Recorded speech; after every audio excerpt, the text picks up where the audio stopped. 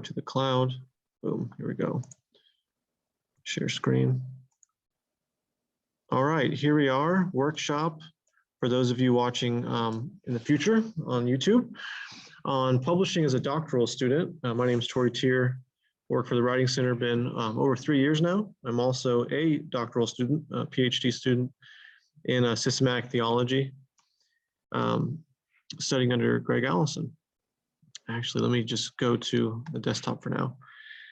And I've been fortunate enough to publish as a doctoral student 6.5 or 7.5 articles, journal articles.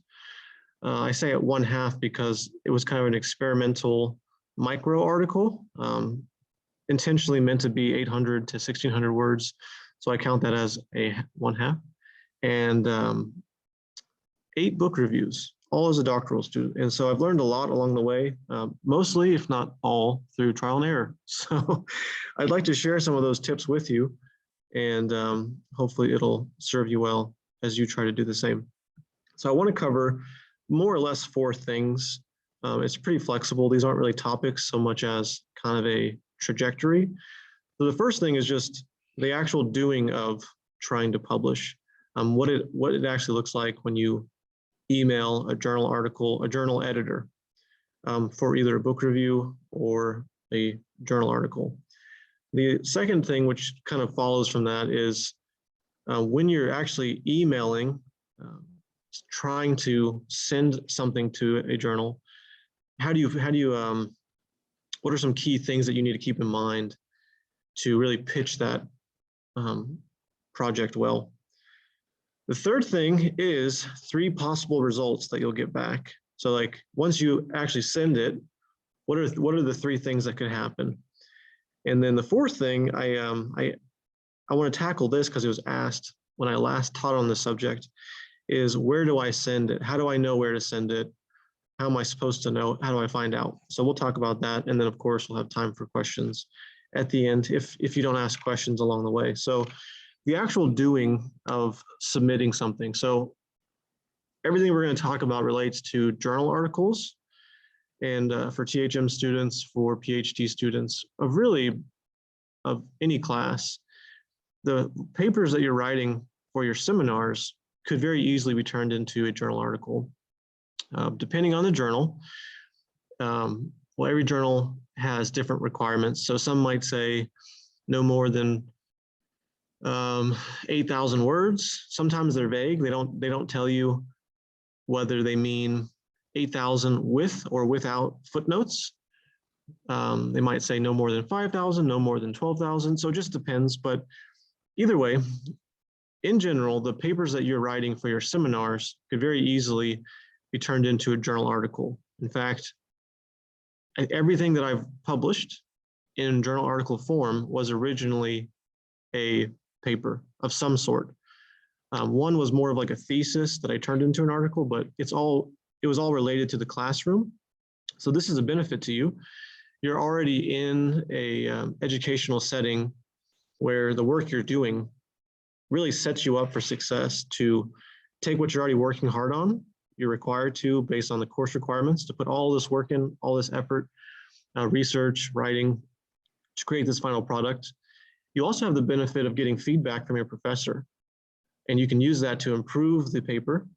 And then you can actually, from there, use that new final draft as a journal article submission. So I recommend that you do that strongly. And I want to start off with this. In my Latin class, one of the first things we learned was this phrase, noli timere, which just means don't be afraid. It's a command, don't be afraid. And if you can take anything away from what I want to share with you, it's just that, don't be afraid. It seems like when I've talked to students, that's kind of the disposition that they operate from as a default is fear or anxiety or uncertainty. In other words, like, who am I? I'm just like a loser, right? One among many THM doctoral students.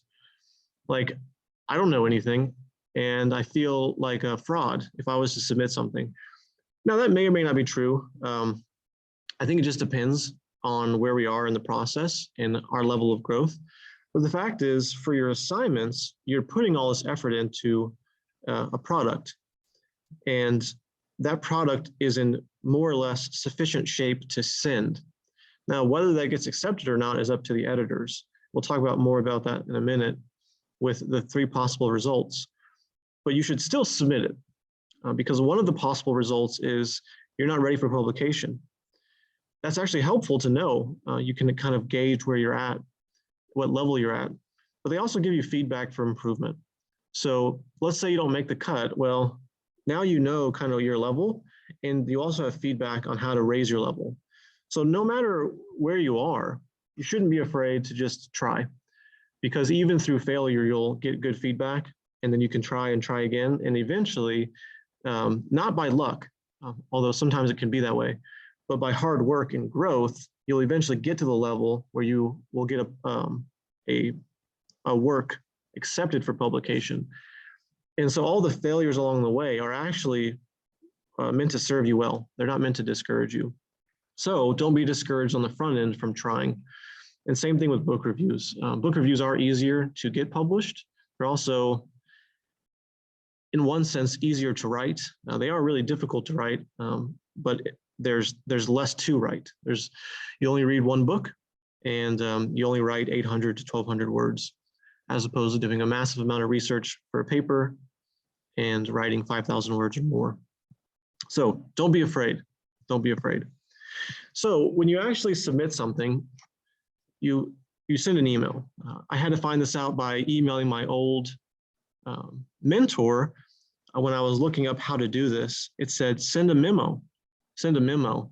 And then it said something about an email. And I texted my old professor. I said, a memo, is that a separate thing, or is that the actual email itself? Like, do I email a PDF of a memo? And he told me it's just the email. So you send an email, the email is the memo. So everything that you need to do is in email form. If it's not, the journal article, the journal that you want to send to will tell you. But more than likely, I would say 95% or more, everything you need to do is via email. So when you submit something, you're going to submit via email. The first thing you're going to do, besides have your article ready, right, in good shape, that's assumed from here on out that your article is ready to go. You find the journal you want to submit to. We'll talk about how do you do that later, but you find out, maybe you have an idea, I want to submit to Westminster, okay? So you go to Westminster's website and you look up article submissions. It comes under different names, but you figure out what are the guidelines for authors? What do I need to do? It'll also tell you like 5,000 words, 7,000 words, 12,000 words, whatever. It also will generally tell you to more or less specific degrees what kind of formatting that they want. So at that point, if you're really committed to that journal, you might have to pause and actually work on your paper again, your article, and to put it in the format that they want. And sometimes that takes a long time. Sometimes it's pretty simple. One journal I sent to, they don't ask you to do the formatting until they say yes, which is actually really, I think that's brilliant, because you don't waste your time formatting it if they don't want it. But take like JETS, Journal of Evangelical Theological Society. They have a very comprehensive style guide, and you have to go through and change everything. So maybe in your paper, you put page numbers, but you don't put PP period per page. Well, for JETS you do, and you put a period after the Bible citation. So sometimes you have to work through that. Okay, cool. So you work through the style manual, and now it's done again, and then you're ready to send it. Usually you have to craft an abstract, which I'll show you in a minute. And then you have to you have to give keywords. Sometimes you have to give author information. I'll show you all of this in just a moment. And then you send an email with certain required like blurbs. And then you just send the email. And then so the results we'll talk about in a moment. So let's look at what you need to actually send. So here is an article. Here's a pre-published article. This one has been accepted already. It should come out maybe next month. And I think I formatted it the way they wanted. This was actually longer than they wanted. I think they wanted no more than 10,000. This was 12,000. So that's a tip, right? Do you send it or do you not? I say send it. If they don't want it, if they think it's too long, they can send it back. But you never know unless you try. So just send it, and they liked it. If they say, and this happens, so I should have mentioned this earlier, I'm a professional editor, and I edit for a lot of people. One of my dearest friends, he publishes a lot, and he'll get stuff, and they'll say, yes, but can you take it down 2,000 words? Can you cut down 500 words? And they want it, they just want him to simplify.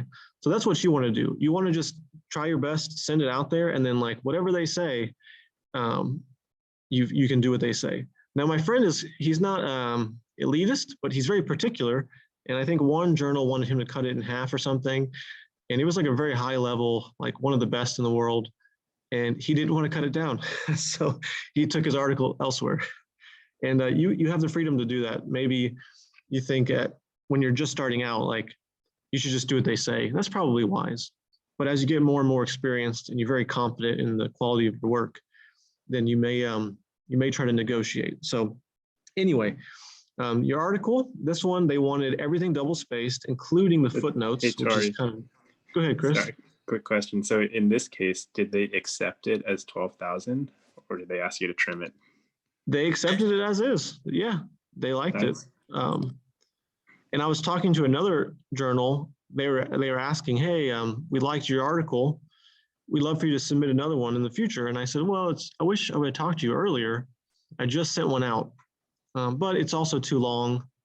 And this was actually the editor of the journal, and she said, don't worry about the length. If we really like it, maybe we'll ask you to split it in half and publish it in 2 parts, which you'll see sometimes, like the same journal, part 1, part 2, and they publish it once, and then 3 or 4 months later, they'll publish the second one. So it just depends. Yeah, in this case, I sent it, they liked it, and it worked out. I still had to do revisions, of course, but I didn't have to trim, which was excellent. So yes, in this one, they wanted double-spaced footnotes as well, double-spaced body, and then an abstract. They usually will tell you how long they want the abstract. Maybe they'll say 100, 150, 100 to 200. Usually it's never more than 200. And it's just meant to be like a snapshot. Now here's where it gets kind of interesting / annoying. You've written this really good introduction, hopefully. That's like how you suck the reader in, right? And when you're writing a journal article, you're trying to suck the editors in, the referees, which I'll talk about in a moment, and your actual future readers. So you want everyone to like buy into what you're writing and what you're trying to argue and why it matters. That's all in this introduction. Okay, great. Well, now you have to write an abstract. You've probably put all the good stuff in the introduction, but now you have to take all that good stuff and repackage it and put it in an abstract. Now you could do this. I strongly discourage that you do it. You could actually have your abstract and your intro be somewhat identical. I've seen this happen and I hate it. If I read it in the abstract, I don't want to read it again, right? It's just not interesting. So what I do is I try to mix it up.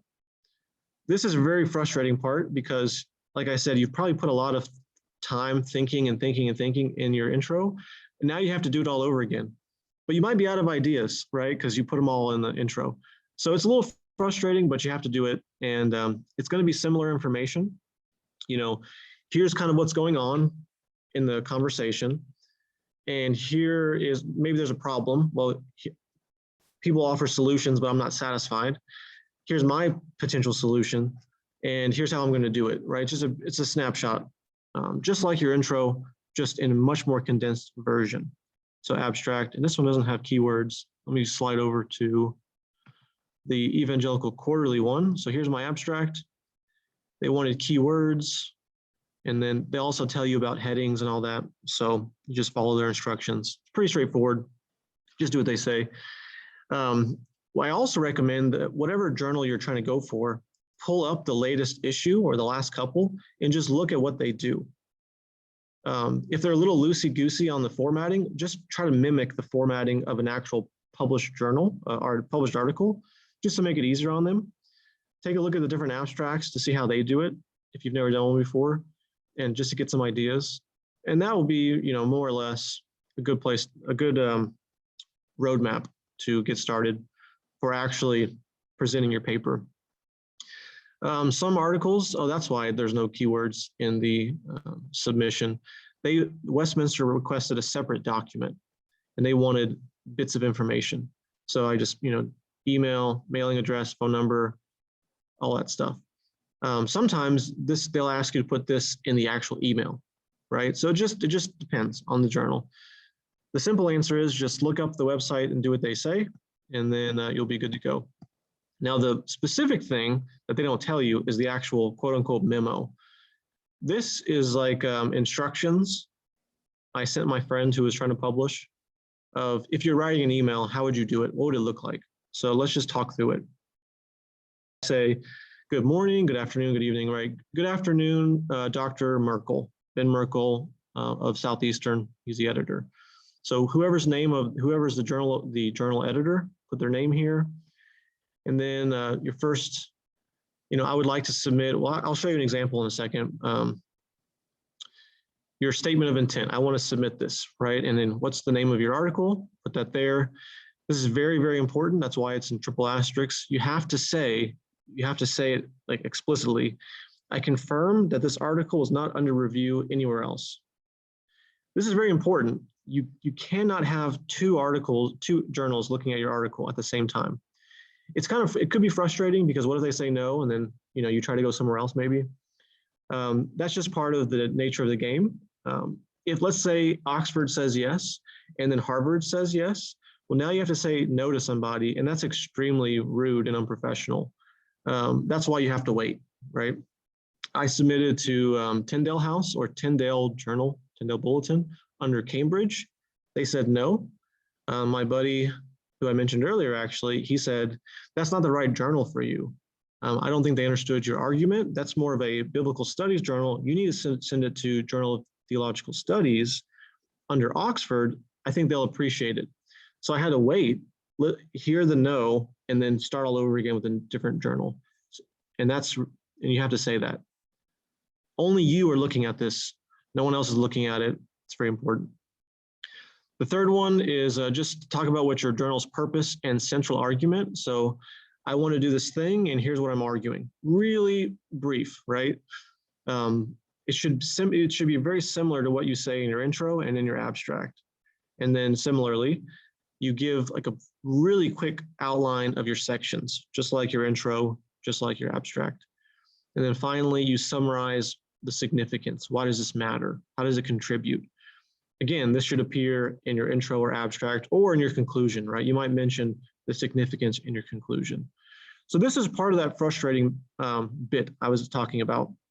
All your ideas are in the intro, maybe in the conclusion as well. Then you have to kind of repackage them in the abstract. Then you have to repackage them a third time for the email. And at this point, you're like, how else can I say it? But that's part of the struggle. Just kind of know that on the front end. It can be frustrating. And then, of course, you want to thank them respectfully, your name. So here's my email to Dr. Kostenberger of JETS. I wish to submit a new manuscript for consideration by the Journal of Evangelical Theological Society.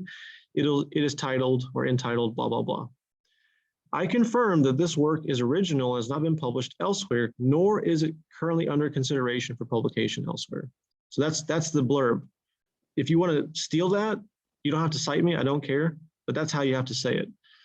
This extra note is because I cite myself in a published article, and when you send your article, you can't have your name on it because there are people who are going to review it, and they can't know your name and you don't know their name. It's called a double-blind review process.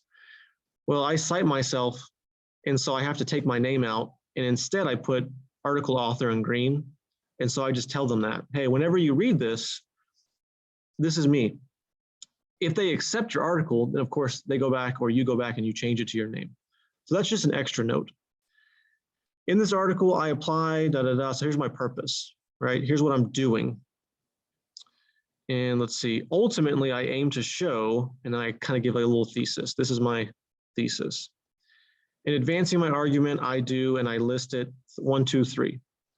So this just happens to be a 3-segment sentence. You could also do multiple sentences, which I've done before.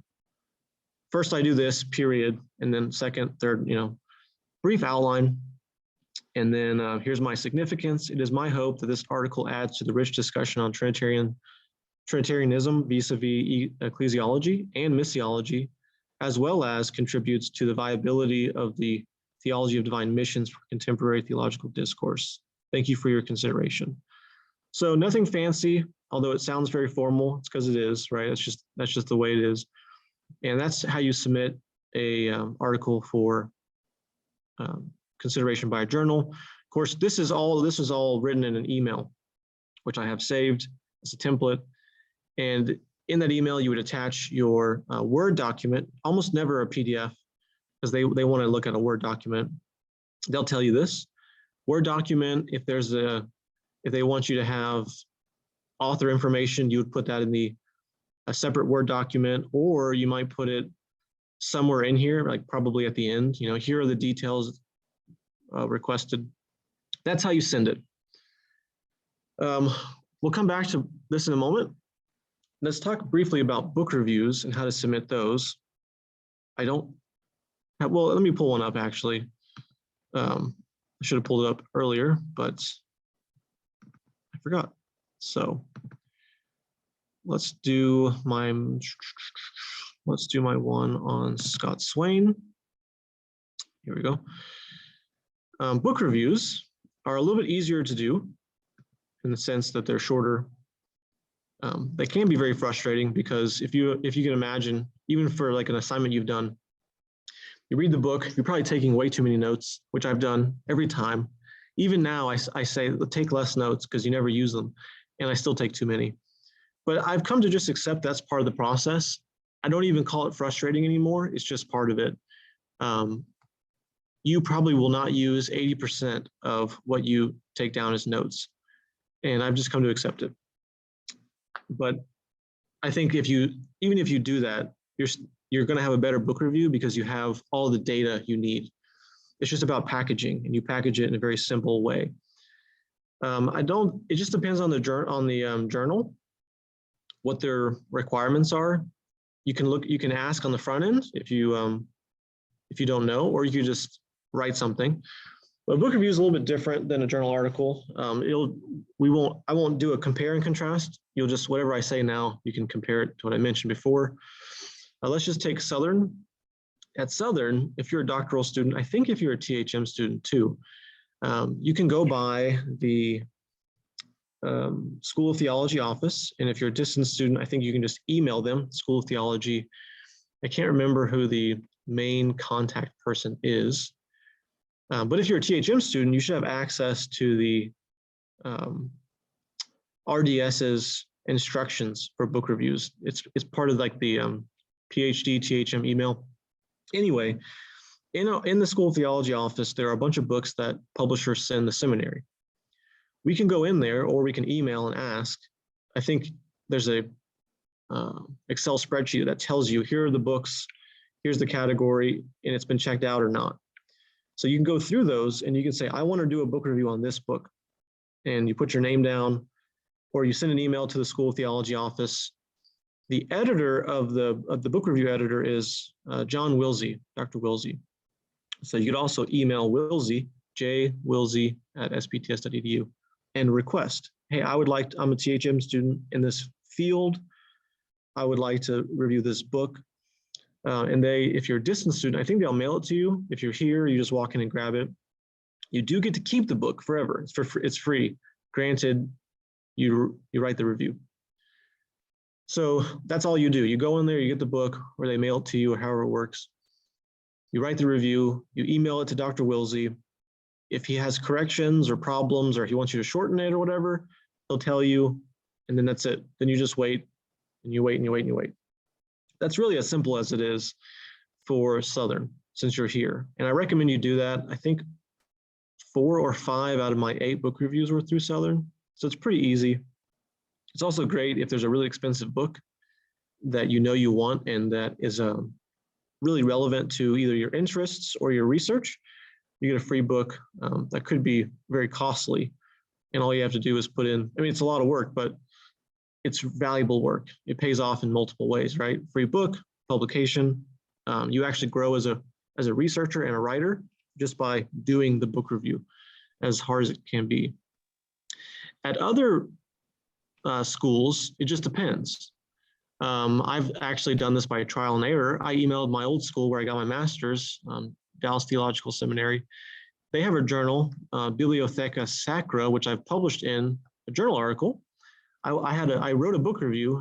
I wrote it already, and I've done it enough times. I'm not saying like I think my work is perfect, but I've done the book review so many times. Like I use the same method for consistency, and it works really well. So I was confident that someone would want the book review. It just was a matter of where. So I emailed BibSac. I had this book review on, I think it was Dr. Wellum's The Work of Christ. Here, let's see, did I attach it? If they tell you that they accept unrequested manuscripts, then you might attach it. I'm sometimes very hesitant to attach. If I'm emailing someone who hasn't told me that they're like available for random people emailing them, I usually do not attach it at the beginning. To me, this is maybe very nuanced, but to attach something to a request without previous relationship is pretty presumptuous, or it could come off that way. And that's my fear. So what I usually say is, hey, I wrote this book review on this subject, blah, blah, blah. If you're interested, I can email it to you. And that way they can say yes or no. If you say, here it is, maybe just the slightest bit rude, or it could come off that way. And I want to avoid that. So I emailed Bibliotheca Sacra, and they say, we're so sorry. We only have book reviews written by professors of the school, which I didn't know. I had seen students write book reviews, but I realized that they wrote book reviews underneath a professor. So both names were on the review. So they said, we don't do it.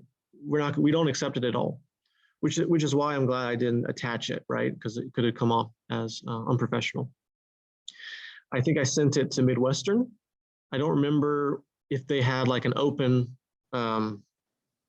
policy or not, but I did the same thing. I did my research. I found who's the editor or who's the book review editor. I emailed them the same thing. Hey, I have it. If you'd like to take a look at it, I can send it to you. I think they said, sure, we'll take a look at it.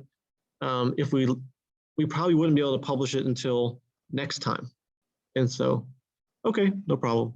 And that's basically those are the methods. There's the Southern method, which because you're a student here, it's pretty straightforward.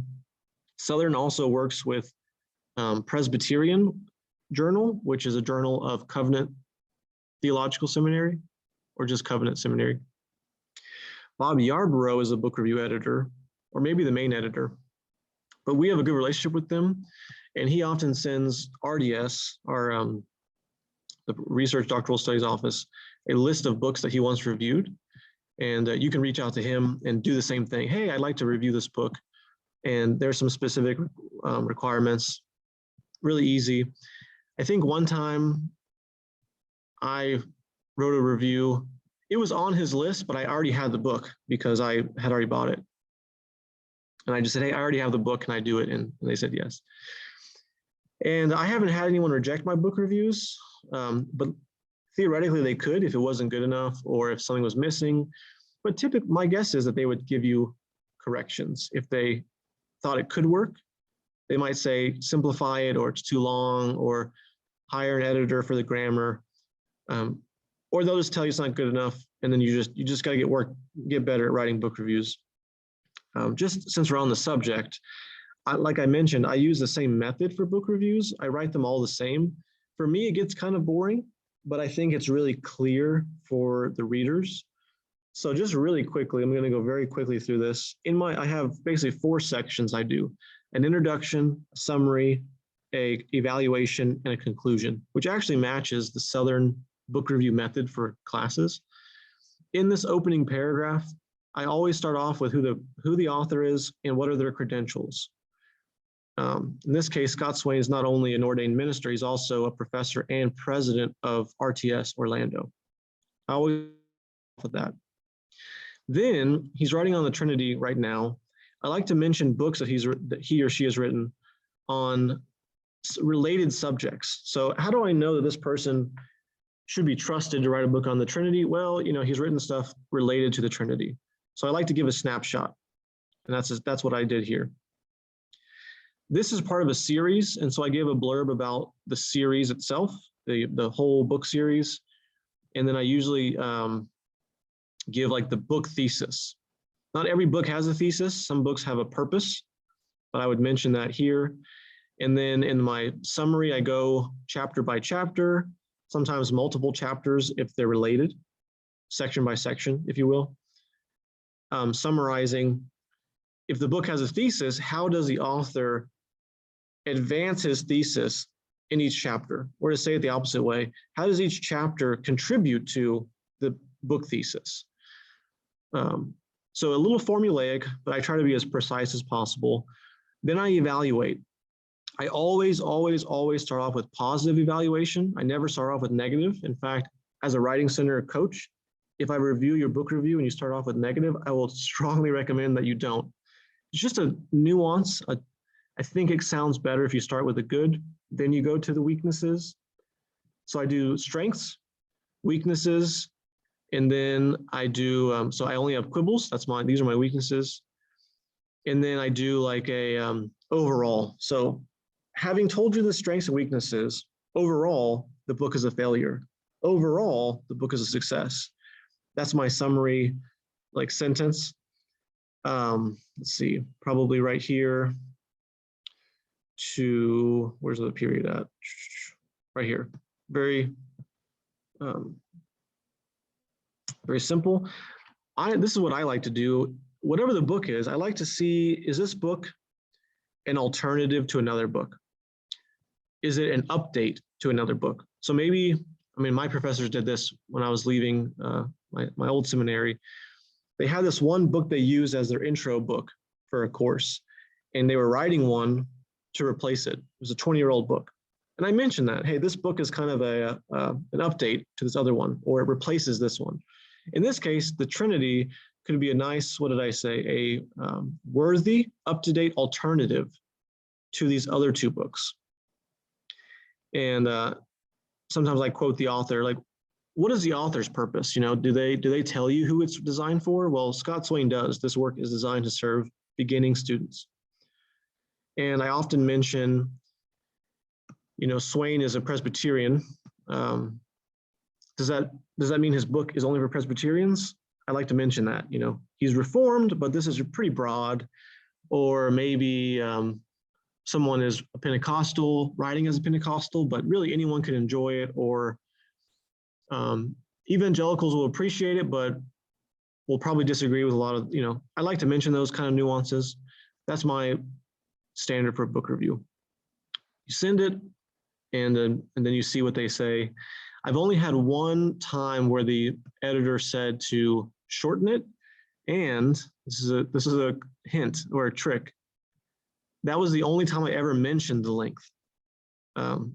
Any other time, even when I've written longer book reviews, I didn't mention the length. I just sent it, and they just said, "Oh, it's great, thanks." My buddy, whom I edited for a book review, he sent a very long one in. He didn't mention the length, and the editor liked it. So my lesson was, okay, in the future, don't tell them how long it is. Just let them read it. So let that be a lesson to you as well. So that's book reviews. To me, that's pretty straightforward. If you have any questions about that, feel free to ask them. Otherwise, we'll switch back to journal articles and kind of the rest of the process there. Yes, I do have a question, Tori. Okay, go ahead. I noticed on the first statement, you mentioned the price. Is that something we need to include? Yes. So wherever you send, this is kind of a standard method. Different journals look different, but it's the same information. Like if you send a book review to Southern or Covenant, Presbyterian Journal, they'll have their own little blurb, but it always looks like this. This is because you're almost like selling the book. You're advertising the book. And so even if you send to Jets, Dr. Allison is the book review editor, it'll have the page numbers and the price and the type. And the If paper, it doesn't say paperback. If it doesn't say that at all, it means it's a hardback. Yeah. okay, and so it's not like a Kindle or anything, it's a hard copy, right? That's right. Now, another question, in the Southern, we actually labeled those 4 sections, like an introduction, summary, and the critique or evaluation, then conclusion. But when you do this for the external, you don't label them. You just separate them in the paragraph. That's correct. Yep. Okay. No headings. And again, you can look up the journal, go to the very end where the book reviews are, and you can look at the book reviews, and you can learn you can look at different ways of writing them. I write the same way every time. So I can send you all of my book reviews. They're all going to look the same. This is my friend's book review for Southern. See, there's no hard or paperback. This is a hardback, $50. His follows my methods more or less, but he's his own person, so he wrote his a little differently. But still, there's no headings and all that. So his was quite long. Yeah, and the second question, Okay. for this book review, you mentioned you could get a free copy. However, you actually need to read the book before you get a copy, right? So after you turn in, they can say keep the copy, but you have to request a copy to read it first. So how does that process work? Yeah, you ask them before you read it. You say, hey, I would like to review this book. And so they give it to you to read. So they don't actually assume that you read it beforehand. They assume that you're going to start reading it once they give it to you. If you already own the book, maybe you've already read it, but typically these are like the latest books. They're the newest possible books. Like this just came out a couple months ago. So this may be one of the first 5 book reviews published once it comes out. So yeah, no one expects you to read it beforehand. That's what they give it to you for. Here's the book.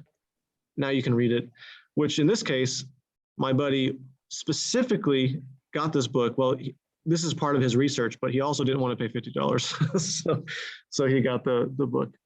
I had to get it on sale. So it sounds like, first of all, you have to know the book is in the market or to be published. So you actually go to some kind of a source to check, say, okay, there's such a book. And then you write to the publisher for requesting a copy for review.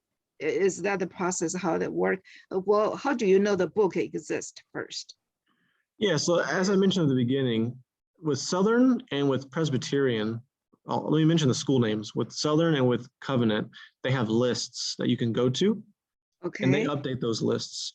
And so for me, I do systematic theology, so I'm going to go to that section of the list and look for books that I'm interested in. I specifically work with Trinity and like Holy Spirit, so I'm really looking for those kinds of books. I know more about them than anything else, and I also like want to learn more about them. So I'm typically drawn to those types of books. Like my friend here, he does Christology, so he's looking at Trinity Christology. So kind of typically in you're keeping track of. Chris, I'll answer your question in just one moment. Sorry. You're keeping track of what's coming out. Like since I'm doing research on the Holy Spirit, I'm like looking for new sources on the Holy Spirit. Academic catalogs will come out. You can get those mailed to you every year for free. Typically, if you buy certain books, you'll get advertised related books. So you'll sometimes get emails from Amazon or, hey, this new book's coming out. So part of it is, the easy way is just to go to the journal if they have a list and look at the list. The other way is like, if you keep up with a certain conversation. In fact, here, one of my friend is like the boss of the bookstore. And I tell him, hey, if anything about the Trinity or the Holy Spirit comes out, let me know. And so he'll tell me. But usually I already kind of know about these books just because the research that I'm doing or the people I'm talking to, these books pop up, and I keep track. I keep track that they're coming out soon or that they came out soon, that kind of thing. So I wouldn't say that's harder. That's just, you have to do a little bit more digging. But yeah, at Southern, you can just email them and get a list. Before I take your next question, let me look at Chris's question from the chat. Sure. Do you know if SBJT is accessible online? It is 100% online. Just type in the full journal name online, and immediately you can look at all of them. Fall 2020. Yeah, so that's the thing with journal articles, that don't worry about the this fall 2020, even though it's fall 2021, like any day now or any week now, the next one could come out. Sometimes the modern day fall 2021 doesn't match the actual journal because the journal is falling behind. So it is what it is. But the latest one is, I think I can actually pull it up and show you if you haven't done it already.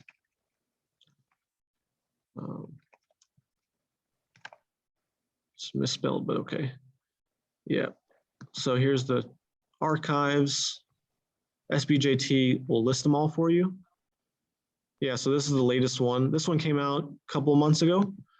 But this is actually, it didn't come out a year ago. It came out a couple of months ago. This one came out probably 4 to 6 months before that. So Southern's behind, but it's still coming out every quarter or every third year. If that makes any sense. And different journals are different. So Westminster comes out twice a year, Presbyterian twice a year, Midwestern twice a year, BibSac 4 times a year, Oxford or Journal of Theological Studies twice. It just depends. Sometimes twice, sometimes once, sometimes, let's just say 1 to 4. It just depends. That also is something to take into account when you're submitting. If it's only once a year, not the likelihood of getting accepted is lower, but you might have to wait longer. That's just part of it. Unfortunately, you have to wait a long time. CC, do you have another question right now, or would you like me to continue? Oh, yeah, please continue. Okay. Yeah, going back to journal articles. So we've talked about how you actually do it. Once you send the email, everything else is the result. What do you do next? Well, the first thing you do is you just wait. Now, this goes back to our first thing about don't be afraid. Wait for, I usually set 6 to 8 weeks as my range. Ideally, they'll tell you, like before you submit, hey, submit, and it'll take a couple months or whatever. But typically, from my experience, 2 things happen. One is they don't tell you anything. They don't say, thank you for sending an email. We'll take a look at it. I wish they would. That's the other method. Sometimes they do. Thank you for your submission. We'll be in touch shortly. Or thank you for your submission. We'll respond in 4 to 6 weeks, 2 to 4 months. So ideally, they'll tell you that. But just keep in mind that they're very likely or very often, they won't even say anything. So 2 weeks go by and you're like, did they even get my email? Just wait 6 to 8 weeks. And I mean it, 6 to 8 weeks, but then email them. Don't be afraid to email them. So let's take Westminster. I set a reminder, 6 to 8 weeks, and I emailed them on the 7th week because I was trying to be nice. And I just said, hi there, I'm following up on my article submission. Just like to know, is it still under review? Or is it like, I don't know what I said, like, is it in holding? Like, it's just sitting there doing nothing. I said it very nicely, but, and they emailed me back the same day, actually, 3 hours later, and they said, hey, thanks so much. We love your article. We're gonna publish it, and we'll be in touch next fall before it comes out. So it's just that easy. Well, sorry, it's not that easy. That's frustrating. They don't tell you anything, and then they like it. Or like when I submitted to Midwestern, they didn't say anything for several months. So then I follow up and they say, oh, we're so sorry, we're kind of experiencing some delays. If you wouldn't mind just giving us a couple more months, or however long they said. Okay, so I wait. I actually wait a little bit longer than that just to be nice. I follow up again, this time a little bit more boldly. I told them very seriously, like, hey, like, please let me know because I don't want this sitting around forever. I was a way nicer than this, very politically correct. I might have to send this to another, I might have to pull my submission from you, take it from you and send it somewhere else. And he said, I completely understand. And if you have to do that, I totally would understand that if you did. But if you wouldn't mind giving us just 2 more weeks, we're going to have a meeting soon and we'll talk about it. And to me, that, I want to be nice and fair and a good sport. So I said, no problem, I'll wait. I didn't hear anything for months, for months. In fact, the issue came out, and no surprise, my article wasn't in it. But of course it wouldn't be, because they would have told you and you would have had to done some work no matter what. So in that sense, I really did. I wasted maybe a year on something that really wasn't my fault. So that can happen. You just have to be aware of it. But that's why you have to follow up and follow up and follow up. Because sometimes that happens, sometimes on accident, sometimes on purpose, I don't know, but you really do have to be on it. So that's that. That's the correspondence, right? With JETS, I submitted to JETS, I waited maybe 3 weeks, didn't hear anything.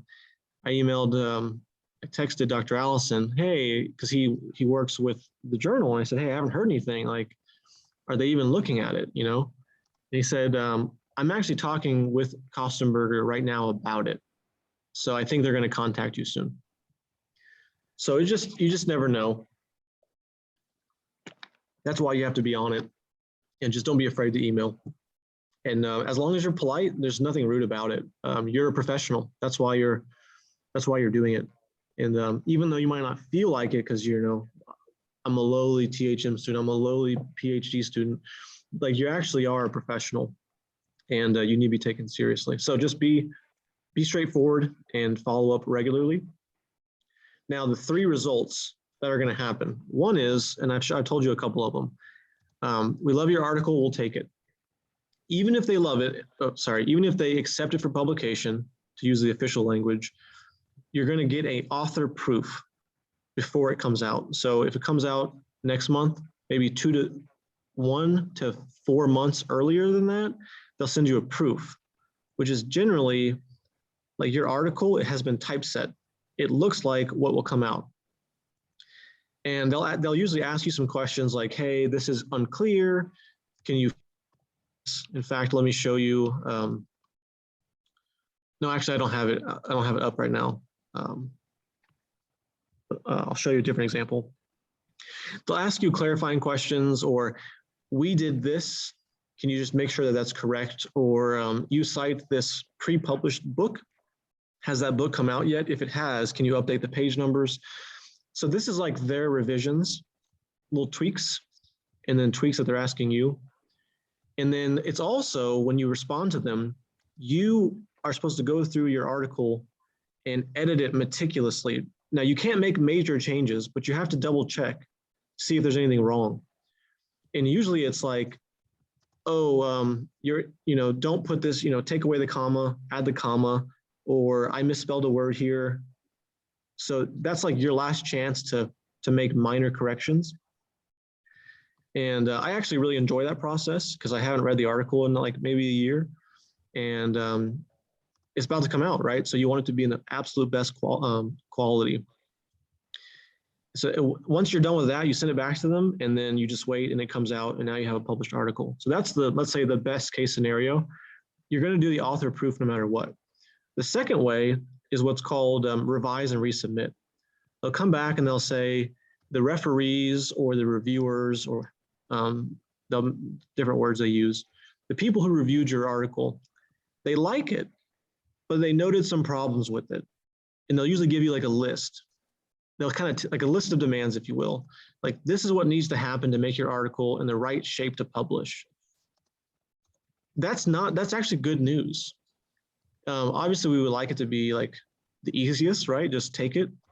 But especially as we're starting out and we're developing confidence and competence, to get a revise and resubmit is actually really great because you're so close. You just have to do what they ask and do it well, and then they'll look at it again. You don't have to go through all the stuff we talked about at the beginning. You just resend it to the editor. Say, hey there, here's my revised article. Please let me know if you need anything else. And then you just wait to hear, is it good enough or is it not good enough? Typically, a revise and resubmit means that they like it and they understand why it's important. They just want it to be tightened up. Maybe they want it to be shortened. Let me show you what they told me. I've had this happen a couple times.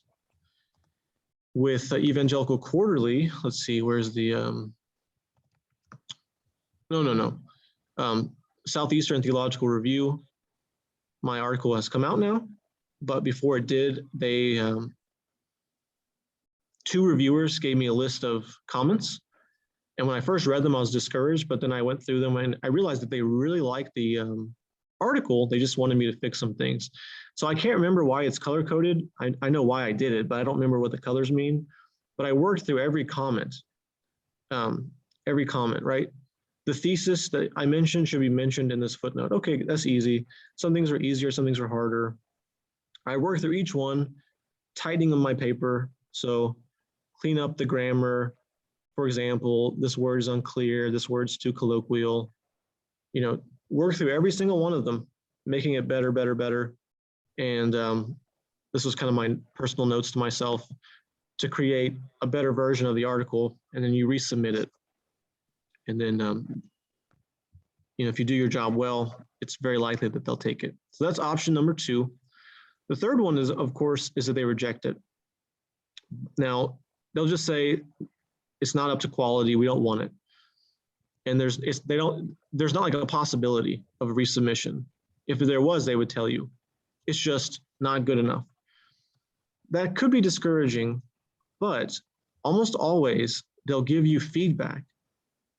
That doesn't mean they want you to take the feedback and resubmit it, but it does mean that you can either learn from it and try again later on a different assignment, or you can actually do a lot of hard work to improve it and then send it somewhere else. Because these journals aren't communicating with each other. They don't need to know that you tried and failed elsewhere. In fact, it doesn't even matter. Even if they knew that, it doesn't matter. So you could take all their advice. And I remember my first one, I was a master's student. I didn't want to send it, but my friends really, really strongly recommended, please, you guys send it. It's so amazing. It's so brilliant, whatever. And I'm thinking, like, there's no possible way that this is that interesting. I'm just learning about this stuff, like 2,000 years of reflection. Like, there's nothing unique about this. And I was right? I send it, and the journal says, this is a very good master's paper, but it's just not even close. But the good thing is the reviewers gave me so much feedback.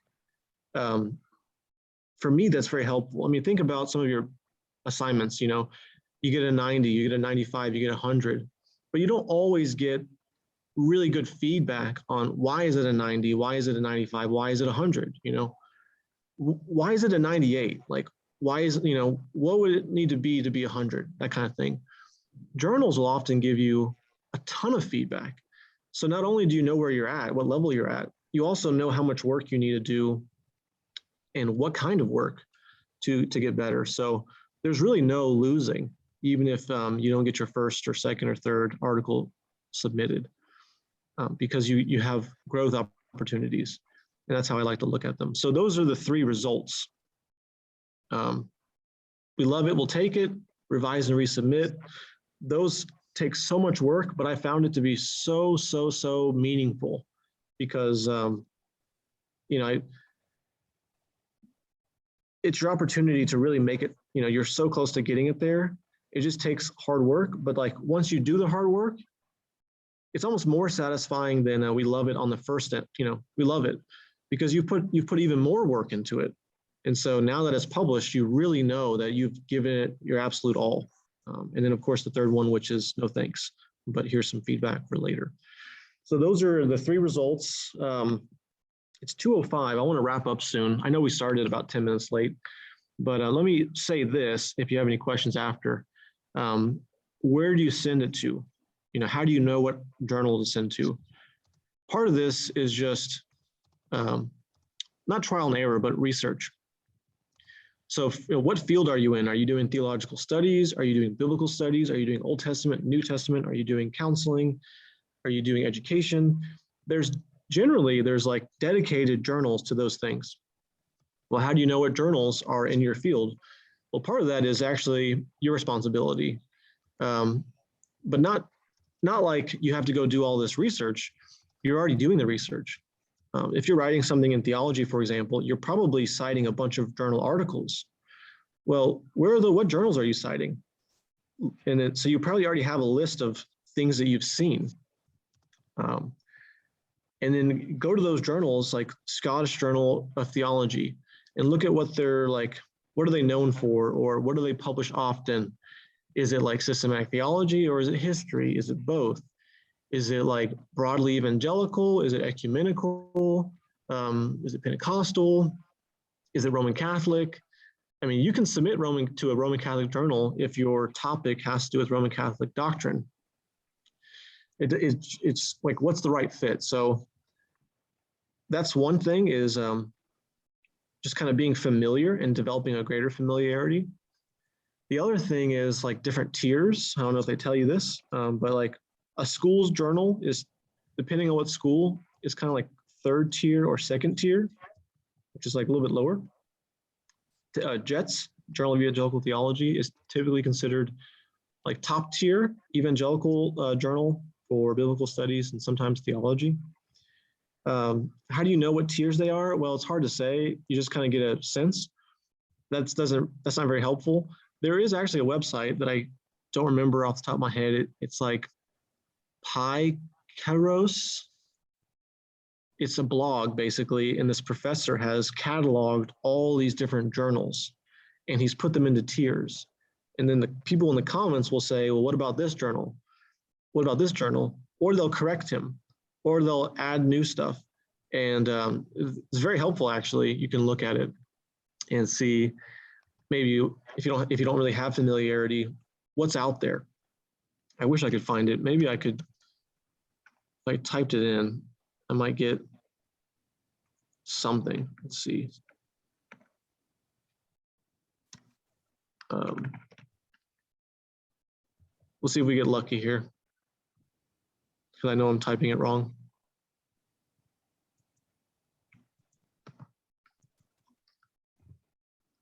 Journal blog. Oh yeah, this could be it. Let's see. No, it's Paris.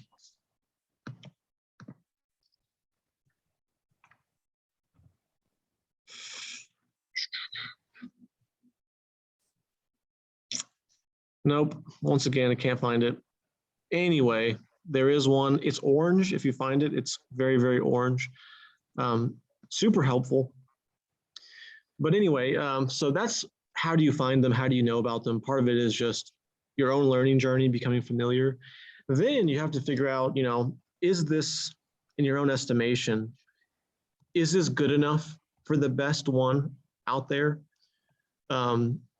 Again, don't be afraid, right? If you really think it's good, go for it. Maybe you think, well, I actually know that this is probably not the absolute greatest it could be, but I think it's pretty good. Maybe you send it to a school, right? You can send it to Southern's Journal, there's Southeastern's Journal, there's Midwestern's Journal. Look up your different seminaries, evangelical seminaries. They have journals. Send it to them. Send it to JETS. And again, I do theology, so I'm not really as familiar with some of the like New Testament, Old Testament journals, but just try, right? Send it out there and do some research. And then as you develop competency, you're probably also developing greater familiarity with different journals. Let's see, if I pull up my folder of journals, let's see. The first one I ever submitted was to BibSac, which was my old school. It was my first ever seminar paper at the doctoral level, and I sent it to my old school. I thought that'd be a good fit. I think it's like second tier. It's nothing like out. It's not like wildly impressive, but it's also respectable to have my article there. And I was happy to send it. They liked it. No revisions. The second one I ever submitted was to Cambridge. They didn't like it. They also, according to my friend, didn't understand it. So I sent it to JTS, Journal of Theological Studies, which is housed under Oxford. So probably one of the best you could do. And it was also like part of my dissertation research. So very important to me. And I really just shot for the stars, and I got it. Really happy with that one. I sent a article on the Trinity and ecclesiology to JETS. I thought it was a good fit, and they liked it. I sent one a long time ago to Journal of Biblical Studies, and they wanted me to revise and resubmit. I didn't want to do the revisions because I didn't want to do them. I was very busy, and I just didn't want to put the work in. I actually sent the same article to Southeastern a year later, hoping that they would just take it as is. They actually said the same exact thing. We'll take it if you do these things. And so I realized I finally needed to put the hard work in, and really happy with the product. And I'm really glad it was in Southeastern. Just a school's journal, but I was really happy with it. It's a Southern Baptist journal, evangelical. I'm not trying to change the world with this article, so really happy. And I've made a good connection with Ben Merkel as a result. I'm actually one of the editors for the journal now. So you just never know what kind of opportunities might arise. Westminster, I specifically chose Westminster because of the topic I was writing on. There were other journals that I could have sent to, but they were explicitly ecumenical, which is not a bad thing necessarily, but I actually say something negative about ecumenical theology in one paragraph. So I figured better not. But Westminster, I read their vision for scholarship, and I thought it would be a good fit. Evangelical Quarterly is Dr. Haken is the book review editor, I think. So some of these places I submitted to because I had some familiarity with somebody on the team. So you might do the same, just develop that familiarity and just give it a shot. So those are my tips. I think I've given you everything I possibly could from my experience, and not just my own publishing, but my working with my friends publishing. So if you have any final questions, I'll take them. Otherwise, we'll get on with our days, and I'll put this on YouTube for the future. Hey, Tori, thank you so much. This was really helpful. A quick question for you. What do you think about submitting as a conference paper first and then later as a journal article? Excellent question. Excellent question. And I should have actually mentioned that earlier. I've actually gotten this question in the past, and let me just answer it. It's a great idea. And that's actually the correct order. So you would take your paper, make it better, present it at ETS, annual meeting, or the regional meetings. I've actually done 2 regional meetings, 3, but it was canceled because of COVID. And I think I took those with feedback and I turned them into articles, which is actually what you're supposed to do. That's almost the point of the annual meetings, is to share your research to professionals, and then professionals give you feedback. You make it even better. A number of my colleagues in the systematic department, they wrote papers for Dr. Allison or for whatever class, and got feedback from him, made it a little bit better, and now they're presenting at ETS next month. And their hope is to publish after that. But you would not take a journal article and you would not present that. There's no need. Your research is already available. And the article publication is more prestigious than the meeting presentation. It's also not more real, but it is. I mean, it's a presentation is given verbally. They may or may not have a transcript, but the article is done, it's written, and they can access it. So that's the correct order. Presentation, publication, not publication, presentation, if that makes any sense. Yeah. Tari, I also Hi. have a very last question. Thank you so much for the lecture. Of course. What if a same paper is written in more than one language? And I remember you have to answer a list of questions, like whether this has been sent to other place or being rejected or accepted, whatever.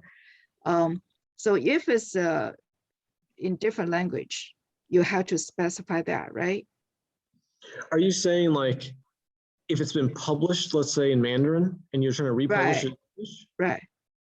So say if it's already been published in another language, and now this is in English, so you have to mention that, right, as a part of the, because there's a list of questions you have to answer and to specify, you know, what you have done with this, like because you don't want to copy your own, you don't want to send the same paper to more than one place That's right. because of copyright. Yeah, so I would do two things. I would, let's say you've published in Mandarin and now you've translated it and you want to publish it in English. When you send the English article, you would say that, hey, this has been published in Mandarin. And, is there any problems? So you want to check with them. And then you also, let's say they say, we'll take it, no problem. Then you got to go and talk to the Mandarin publication and make sure that they'll allow the translation. And I'm not an expert in the actual like legality of it, so don't take my word. But even if it wasn't required, I think it's the right thing to do to talk to both parties and to make sure that everyone agrees. This also goes for, let's say you take your master's thesis and you want to publish, let's say you have a chapter in your master's thesis, or for me, a chapter in my dissertation, you publish it as an article, but you're going to use it in your project, which is pretty common, right? The Westminster thing I showed you is my chapter 2, more or less identically. And I told them that from the beginning, like, hey, just so you know, this will be a part of my dissertation. And there's copyright things, but like, you just get their permission. So in chapter 2, I have a footnote that will say, this chapter has been adapted from citation. And then I say, used with permission. And you have actually received written permission. So similar thing, right? And you just want to be above water with everyone, double checking, making sure everyone knows and agrees. So definitely a good question and definitely a good thing to check for, right? And if there's just a very last one, if for some reason the paper was actually rejected and you do a lot of modifications and you submit it to another place, so in that case, it's not exactly the same paper anymore. So you don't have to mention what has done before, right? Because it's a different paper, you already modified. You don't have to mention anything, yeah. Okay. You just talk to them like they're the first person who's ever read it. Because now that this first journal has rejected it, they don't own anything. It's your thing. And the new people, they don't need to know the history. They just need to know like this is a brand new thing and it's theirs to look at. Yeah. This is maybe a helpful bit of trivia. Some journals will actually give you money. I don't say that to encourage you to do it, but I did it and they're like, hey, we're going to send you some money. And I thought, oh, I thought this was a free thing. It's kind of an encouragement. So it just depends. Oxford, Jets, I don't know, Westminster. I asked Westminster, no money, right? Totally fine. And I sent to Southeastern and they said, we're going to give you $250. And I thought, well, that's great. And I just got a check from BibSac. They published it like 4 months ago and I got 150. That's not a lot of money necessarily, but when you publish, if you published a book, you might not make but $800 or $1,000 for publishing a book, unless your book sells like hundreds of thousands. So to make that much on a journal article is pretty good. So it's not necessarily incentive to do it, but if you do it, it's an encouragement on the back end, like, well, that's nice. So I did ask Westminster. I said, I just curious, is there a stipend? Because, you know, good to know. But that was a fun surprise I learned along the way. It was an encouragement. Anything else I can help y'all with before we take off? Okay. Well, I really appreciate y'all's time and your questions. I'm going to put this on YouTube probably tonight.